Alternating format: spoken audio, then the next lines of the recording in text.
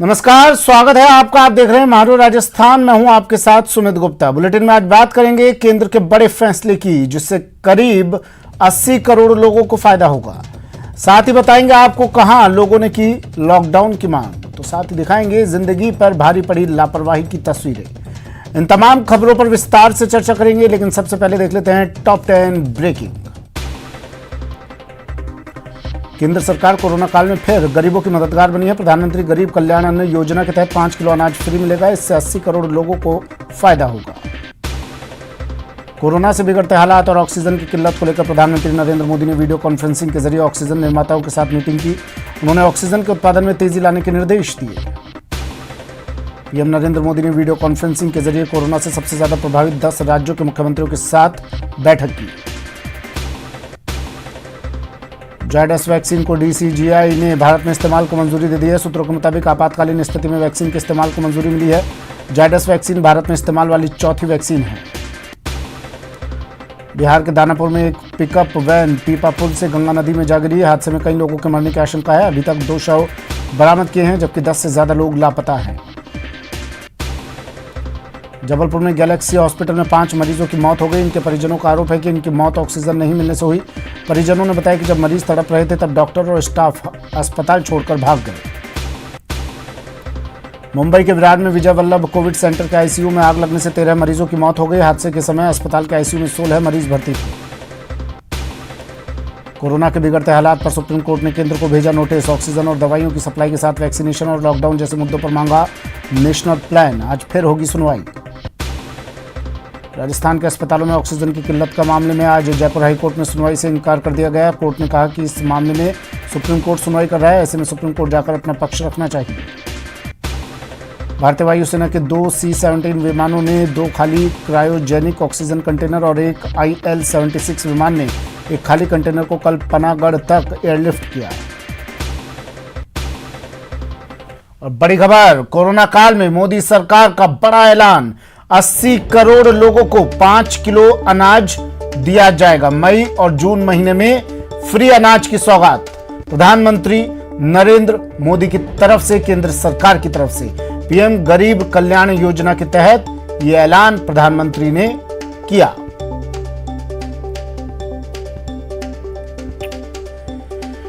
प्रधानमंत्री का बड़ा ऐलान, बड़ी सौगात। मोदी सरकार का बड़ा ऐलान, 80 करोड़ लोगों को सौगात दी है 5 किलो अनाज की। मई जून महीने में अनाज मिलेगा, फ्री अनाज। अनिल मेरे सहयोगी दिल्ली से फोन लाइन पर जुड़ गए हैं। अनिल, एक बड़ा ऐलान, एक बड़ी सौगात प्रधानमंत्री की।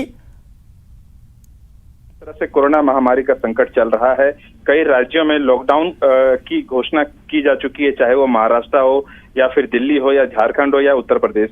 कई ऐसे राज्यों में कुछ दिनों की लॉकडाउन है। कई राज्यों में लगातार अगले 1 सप्ताह या कई दिनों तक लॉकडाउन की घोषणा की गई है। तो ऐसे में जो सबसे ज्यादा असर मजदूर और गरीबों पर पड़ता है, क्योंकि जो रोजाना कमाते हैं, मेहनताना करते हैं, उन्हें तो अनाज की सबसे ज्यादा कमी हो जाती है। ऐसे में जिस तरह से आज केंद्र सरकार की तरफ से ये घोषणा की गई है कि हर एक जो लाभार्थी है उसको 5 किलो अनाज मुफ्त में दिया जाएगा प्रति माह, ये काफी राहत देने वाला होगा। खास करके ऐसे समय में जब रोजी रोटी की कोई गुंजाइश ना बची हो, काम ना मिल रहा हो, जो जिस तरह से लोग भूख की स्थिति आ गई हो, तो ऐसे में ये एक बड़ी राहत कही जा सकती है। जी, लेकिन जो लोग इस वक्त ये खबर देख रहे होंगे, उनके मन में संशय ये भी होगा, मई जून में ये अनाज फ्री दिया जाएगा, उसके बाद?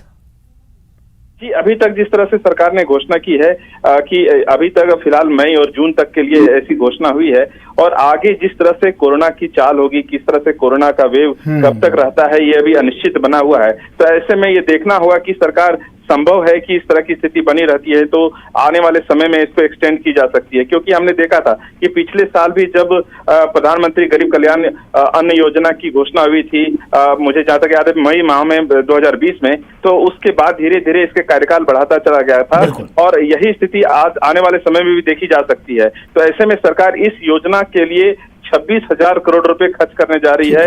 तो आने वाले संभव है कि आने वाले समय में इसका जो मियाद है वो बढ़ते हुए देखा जा सकेगा।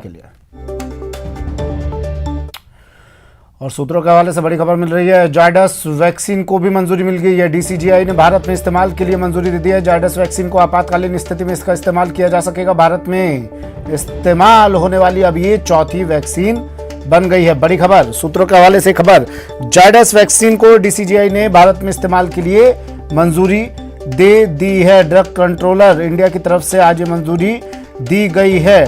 आपातकालीन स्थिति में इसे इस्तेमाल करने की इजाजत दी गई है। भारत में चौथी वैक्सीन जो इस्तेमाल करने के लिए जिसे इजाजत मिली है। 2 वैक्सीन और स्पुतनिक वी के अलावा ये चौथी वैक्सीन होगी जो जल्द ही भारतीय बाजार में लोगों के लिए उपलब्ध होगी।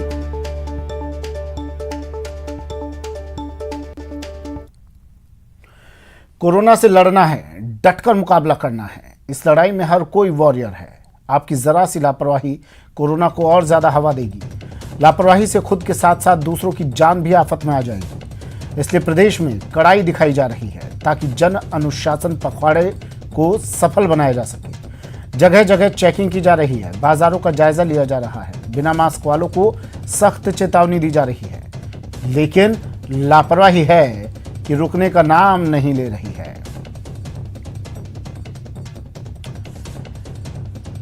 तो लापरवाही के कारण कोरोना के मामले लगातार बढ़ते जा रहे हैं और ये 6 तस्वीरें हम आपको दिखा रहे हैं। अजमेर, दौसा, पोखरण, सवाईमाधोपुर, करौली और भरतपुर से बिना मास्क वालों को चेतावनी दी जा रही है, कार्रवाई की जा रही है, जगह जगह चेकिंग की जा रही है ताकि जन अनुशासन पखवाड़े को सफल बनाया जा सके।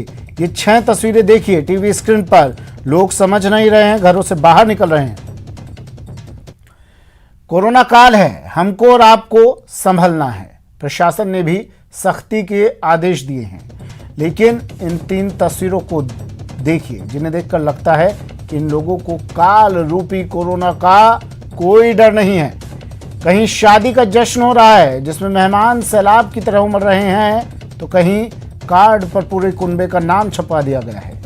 3 तस्वीरें कोरोना प्रोटोकॉल के फुल उल्लंघन की।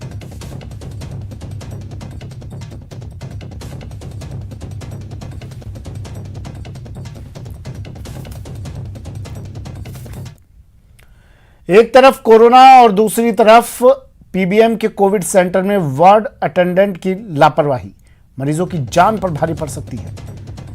तस्वीरें देखिए, कोविड सेंटर में भर्ती मरीजों के अटेंडेंट ने वार्ड से निकलते ही हॉस्पिटल परिसर में ही पीपीई किट को फेंक दिया। इस तरह का बेपरवाह रवैया मरीजों के लिए जानलेवा हो सकता है, लेकिन अस्पताल प्रबंधन को इसकी सुध नहीं। बता दें कि पीबीएम अस्पताल के कोविड सेंटर पर मरीजों के साथ एक अटेंडेंट को रुकने की इजाजत है, लेकिन अटेंडेंट को पीपीई किट पहनना जरूरी है। ऐसे में इनकी लापरवाही कहीं मरीजों को भारी ना पड़ जाए।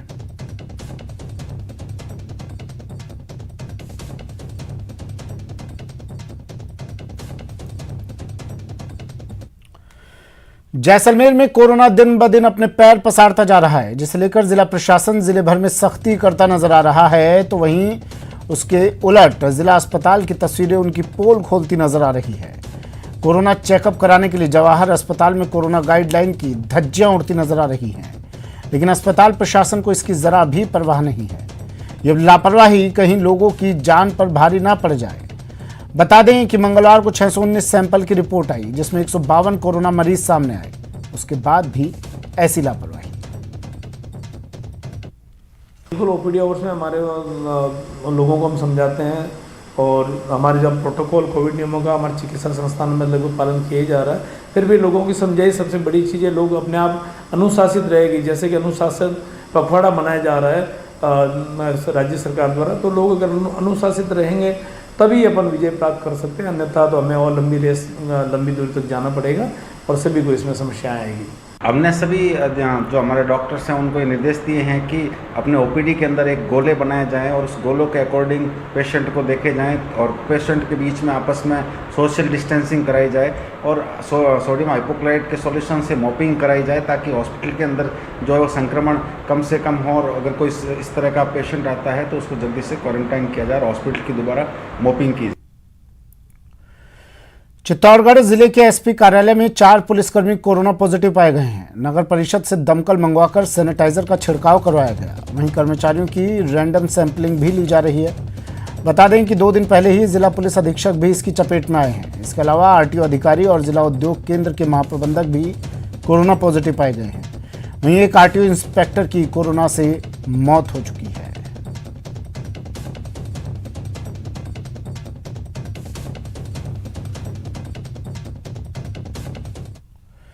चूरू में भी जन अनुशासन पखवाड़े के निर्देशों की धज्जियां उड़ाई जा रही हैं। शहर के सब्जी मंडी में पुलिस की सख्ती के बावजूद लोग प्रॉपर मास्क नहीं लगा रहे।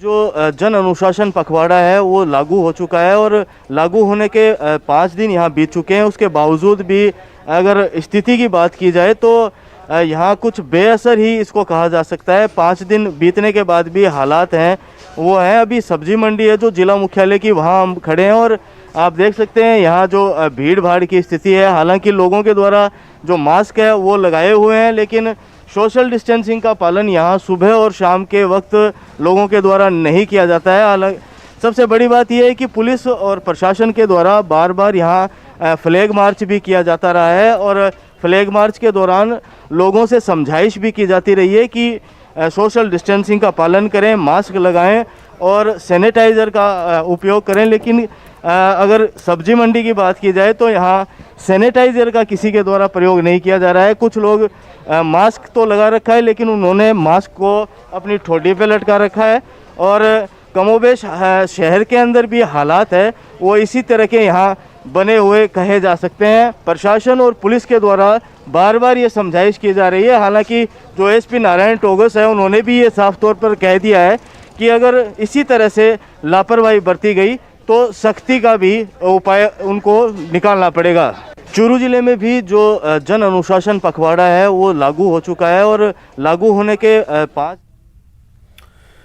राजस्थान सरपंच संघ के प्रदेश प्रवक्ता जयराम पलसानिया ने मुख्यमंत्री अशोक गहलोत को पत्र लिखा है। उन्होंने मांग की है कि मौजूदा स्थितियों को देखते हुए 15 दिन का लॉकडाउन लगाया जाए। वहीं दूसरे जिलों, राज्यों या फिर विदेश से लौट रहे लोगों को 14 दिन क्वारंटीन किया जाए।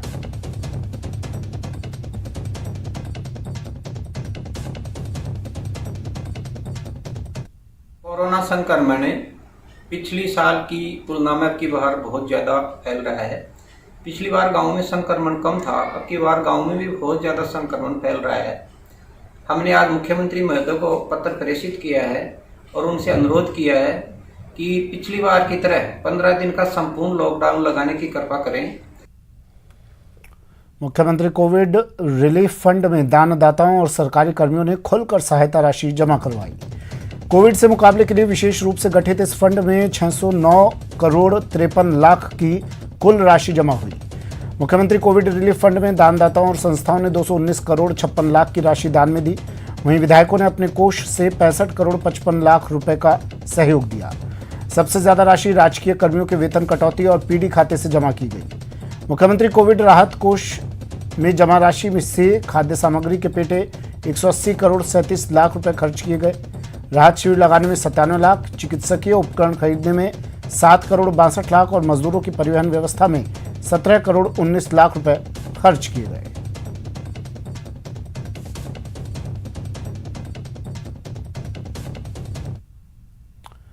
कोरोना से जूझ रहे लोगों के लिए राहत भरी खबर है।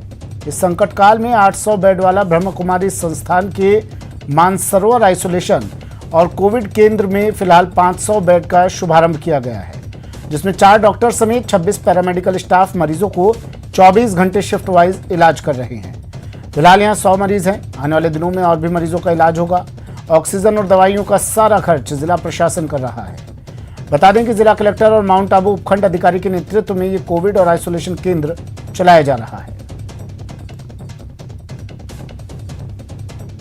वे में काफ़ी हानिकारक हो रहा है, बहुत फास्ट स्प्रेड हो रहा है, बहुत लोगों का जीवन ले रहा है, उन्हें मृत्यु दर भी बढ़ रहा है और एक दिन में 3 लाख के हिसाब से भी बढ़ते जा रहा है भारत में।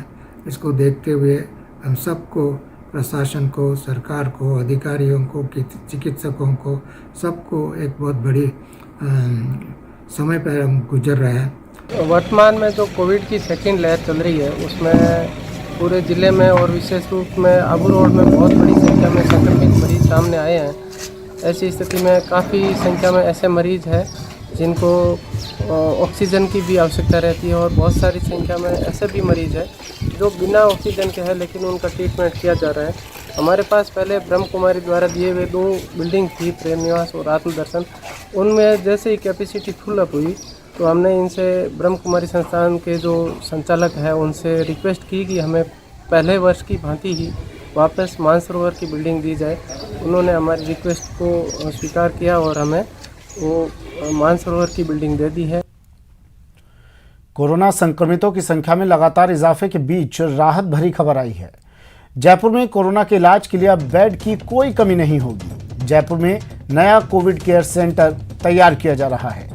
ये कोविड सेंटर टोंक रोड पर बिलवा में राधा स्वामी सत्संग परिसर में तैयार किया जा रहा है, जहां 500 बेड का इंतजाम रहेगा।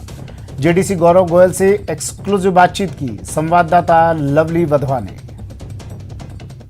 कोविड के केस लगातार बढ़ते जा रहे हैं, ऐसे में सरकार ने कोविड केयर सेंटर्स को चलाने का जिम्मा जो है जयपुर जेडीए के आयुक्त गौरव गोयल को दिया है। गौरव गोयल जी हमारे साथ हैं। सर, किस तरह से हम तैयारियों में लगे हुए हैं, क्योंकि लगातार ये आंकड़े जो है संक्रमण के बढ़ते जा रहे हैं?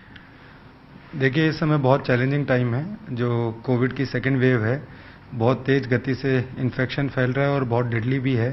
तो ऐसे समय में जो एग्जिस्टिंग हॉस्पिटल्स है उनकी कैपेसिटी बढ़ाना plus Covid care centre setup करना गवर्नमेंट की प्राथमिकता है। उसके अकॉर्डिंग जो प्राइवेट हॉस्पिटल्स हैं उसमें जो पहले 25% बेड रिजर्व थे, अब 100 से ज़्यादा कैपेसिटी में 50%, उससे कम में 40% बेड्स की संख्या बढ़ा दी गई है। एसएमएस हॉस्पिटल में भी चरक भवन और अब सुपर स्पेशलाइजेशन ब्लॉक में एडिशनल बेड्स की व्यवस्था की जा रही है। साथ ही आपने देखा पिछले दिनों आरयूएचएस में भी एक्स्ट्रा बेड्स लगाए गए, जिससे एक्स्ट्रा कैपेसिटी क्रिएट हुई है।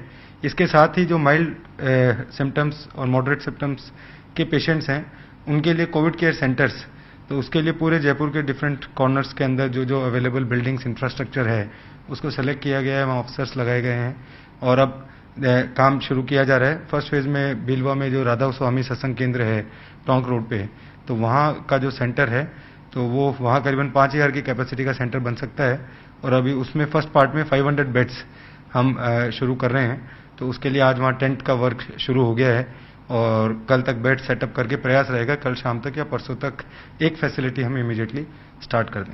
सर, 500 बेड तो राधा स्वामी सत्संग व्यास में अभी शुरुआती दौर में रहेंगे, लेकिन आगे का क्या प्लान आप लोगों ने तैयार किया है? कोरे तौर पे, फौरी तौर पे बात करें तो कितने बेड्स हम लगा सकते हैं? हमारे पास क्या इंतजाम है? जो प्लान है वो जयपुर के अंदर जैसा 3 दिन पहले तक 56 हॉस्पिटल्स थे, आज करीबन 70 हॉस्पिटल्स मतलब कुछ प्राइवेट हॉस्पिटल्स को और ऐड किया जा रहा है कोविड के लिए, वो हो गए हैं और करीबन 6000 से अधिक की बेड कैपेसिटी आज है। इसको बढ़ा के 10,000 से अधिक करनी है अगले 5-7 दिनों में। तो ये प्लान है जिससे कि बढ़ते हुए इन्फेक्शन से जो मरीजों की रिक्वायरमेंट है उसको हॉस्पिटल्स में पूरा किया जा सके। सर, बेड को लेकर के जो पैनिक क्रिएट हो रहा है उसको लेकर के आप लोगों को क्या कहना चाहेंगे कि लोग घबराएं नहीं, क्योंकि इंतजाम पूरे आप लोग करते जा रहे हैं? बिल्कुल, बेड को लेके देखिए 2-3 बातें इसमें इंपॉर्टेंट है। स्टैंडर्ड प्रोटोकॉल है जो कि मेडिकल काउंसिल और डॉक्टर्स के द्वारा रिलीज किया गया है। 80 to 90% पेशेंट्स को हॉस्पिटल बेड की आवश्यकता नहीं होती है। एसिम्प्टोमेटिक और वेरी माइल्ड सिम्प्टोमेटिक पेशेंट्स जो हैं वो with proper treatment and observation at home ही ठीक हो सकते हैं और जिनको बेड की आवश्यकता रहती है हॉस्पिटल में उसके लिए गवर्नमेंट हॉस्पिटल्स में भी बेड की कैपेसिटी इंक्रीज की जा रही है और प्राइवेट हॉस्पिटल्स में भी की जा रही है। ऑक्सीजन भी चैलेंज है, वो भी regular day to day basis पे ऑक्सीजन के इंतजाम भी किए जा रहे हैं। इंडस्ट्रियल ऑक्सीजन मेडिकल की तरफ डाइवर्ट की जा रही है। तो हर संभव प्रयास किया जा रहा है, पर चैलेंजिंग टाइम्स हैं, ध्यान रखें। रोकथाम, social distancing, Covid appropriate behaviour वो बहुत ज़्यादा इंपॉर्टेंट है, घबराने की बात। उदयपुर में बढ़ते कोरोना के प्रभाव के चलते एक बार फिर आयुर्वेद विभाग ने भी पहल शुरू की है। शहर के सिंधी बाजार इलाके में आयुर्वेद विभाग द्वारा काढ़ा वितरण कार्यक्रम को शुरू कर दिया गया है। सुबह 3 घंटे तक आयुर्वेद चिकित्सालय के बाहर चिकित्सा अधिकारी डॉक्टर शोभा लाल औदिच्य के नेतृत्व में काढ़ा वितरण किया जाता है और इस दौरान बड़ी तादाद में लोग काढ़ा पीने के लिए पहुंचते हैं। इस पर और ज्यादा जानकारी दे रहे हैं संवाददाता कपिल श्रीमाली। कोरोना की बढ़ती रफ्तार से हर ओर हाहाकार मचने लगा है और एक बार फिर हॉस्पिटल्स में अब जहां जगह कम पड़ रही है तो वहीं सभी लोगों ने सामूहिक स्तर पर कोरोना से लड़ाई लड़ने की तैयारी कर ली है। इस समय हम उदयपुर में सिंधी बाजार स्थित आयुर्वेद चिकित्सालय के यहाँ मौजूद हैं। पहले भी यहाँ पर कोविड से लड़ाई के लिए भारतीय चिकित्सा पद्धति के मार्फत लोगों को में इम्यूनिटी बढ़ाने की कोशिश की गई थी और इस बार फिर एक और जहाँ हॉस्पिटल में हालात बेहद ख़राब होते जा रहे हैं, ऑक्सीजन की कमी है, वेंटिलेटर उपलब्ध नहीं है, तो वहीं यहाँ पर आप देखिए कि सिंधी बाजार आयुर्वेद चिकित्सालय के बाहर रोजाना सुबह काढ़ा वितरण का कार्यक्रम शुरू कर दिया है। इसी काढ़ा वितरण कार्यक्रम के तहत अब देखिए आपके लोग, जैसे ही लोगों को इसकी जानकारी मिली, लोग यहाँ पर पहुँचने लगे हैं और कतारबद्ध होकर कोविड प्रोटोकॉल की पालना के साथ यहाँ पर जो काढ़ा है उसे यहाँ पर आप देखिए कि लेते हुए नजर आ रहे हैं।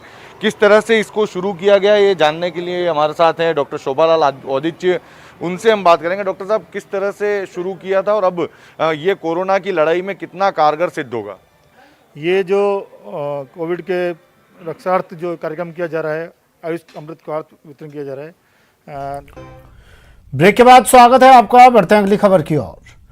जोधपुर के रेजिडेंसी अस्पताल में 65 बेड्स अभी भी ऑक्सीजन का इंतजार कर रहे हैं।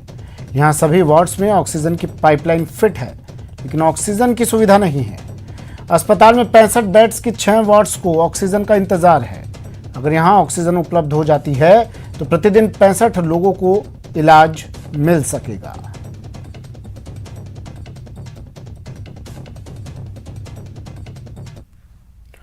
प्रदेश के अस्पतालों में ऑक्सीजन की कमी के मामले में राजस्थान हाई कोर्ट ने फिलहाल दखल देने से इनकार कर दिया है। सीजे इंद्रजीत महांती की खंडपीठ ने आज हाईकोर्ट बार की लेटर पिटीशन पर सुनवाई करते हुए कहा कि मामला सुप्रीम कोर्ट में पेंडिंग है, ऐसे में वो मामले में दखल नहीं देंगे। कोर्ट ने सुनवाई को 28 अप्रैल तक टाल दिया है। बता दें कि देश के अस्पतालों में ऑक्सीजन की कमी के मामले में राजस्थान हाईकोर्ट बार एसोसिएशन ने चीफ जस्टिस ऑफ राजस्थान को लेटर लिखकर शिकायत दी थी। बार एसोसिएशन के दिए हुए पत्र पर मुख्य न्यायाधीश ने उसको जनहित याचिका के रूप में स्वीकार करते हुए दर्ज करने के निर्देश दिए थे, जिस पर अभी सुनवाई हुई। माननीय मुख्य न्यायाधिपति महोदय ने उस लेटर को, जो सुनवाई थी याचिका की, उसको 28 तारीख पे रखते हुए निर्देश दिए हैं कि तब तक ऑनरेबल सुप्रीम कोर्ट के सामने ये मैटर सब जुडिश है, पेंडिंग है, तो एक बार वहां से अगर कोई ऑनरेबल सुप्रीम। जैसलमेर में मौसम का मिजाज बदल गया है। आंधी की चपेट में स्वर्ण नगरी। आसमान में काले बादल छा चुके हैं। आंधी से वाहन चालकों को भी काफी परेशानी हो रही है।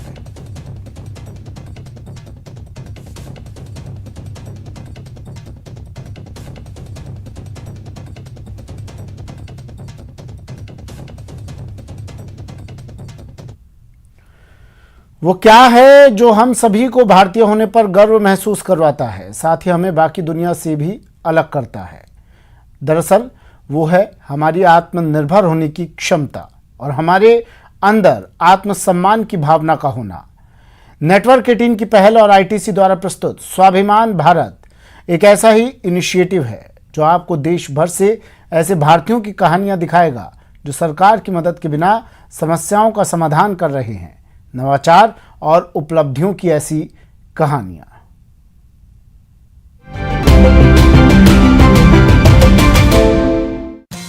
गुजरात के सबरकांठा जिले में स्थित पुंसारी नाम के इस छोटे से गांव की आबादी लगभग 6000 है। 2006 तक इस गांव में पानी और बिजली की सुविधा नहीं थी।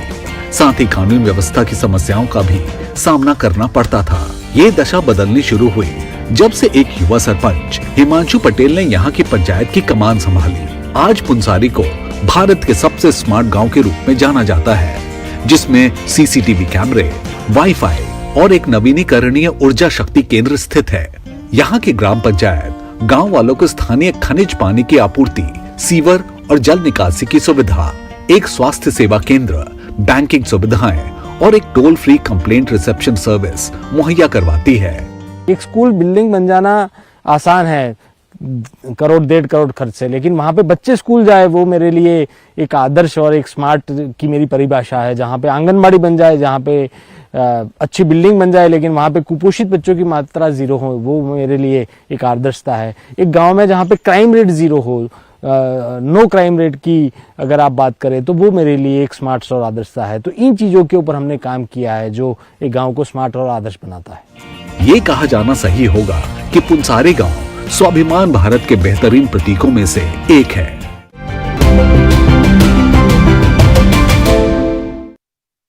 भारत से ऐसी ही सफलता की कहानियां देखने के लिए बने रही नेटवर्क 18 की खास पहल आईटीसी प्रेजेंट्स स्वाभिमान भारत की